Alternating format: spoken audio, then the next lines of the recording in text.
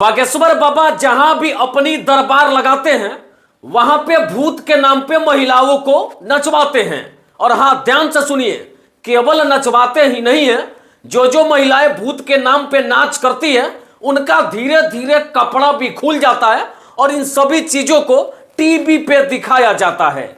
अब हमारा बात सुनकर के आपको गाली देने का मन कर रहा होगा, लेकिन आपको मैं बता दूं कि यह बात हम खुद नहीं कह रहे, यह बात आरजेडी के मंत्री सुरेंद्र प्रसाद यादव कह रहे हैं।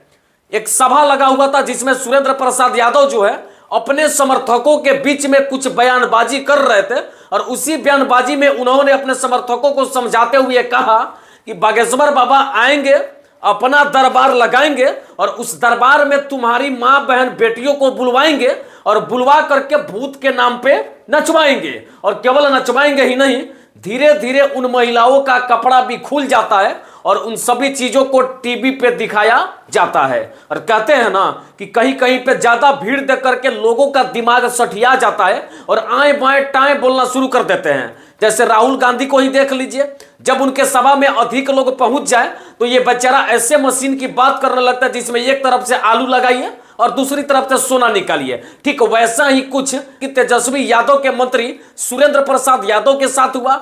एक सभा में उन्होंने अपने समर्थकों को समझाते हुए बागेश्वर धाम वाले बाबा पे एक ऐसे टिप्पणी कर दिया जिससे एक अलग बवाल मच गया।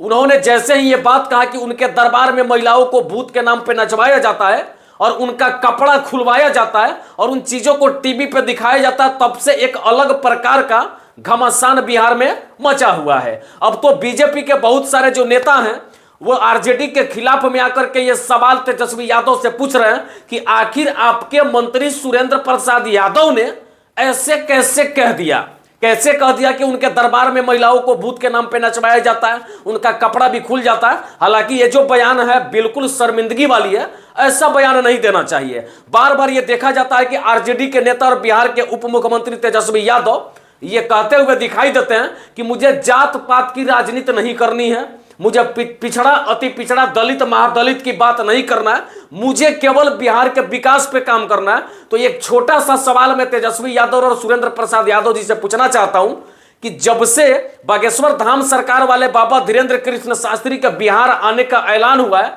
तब से आप लोग इतने बिलबिला क्यों गए हो भाई?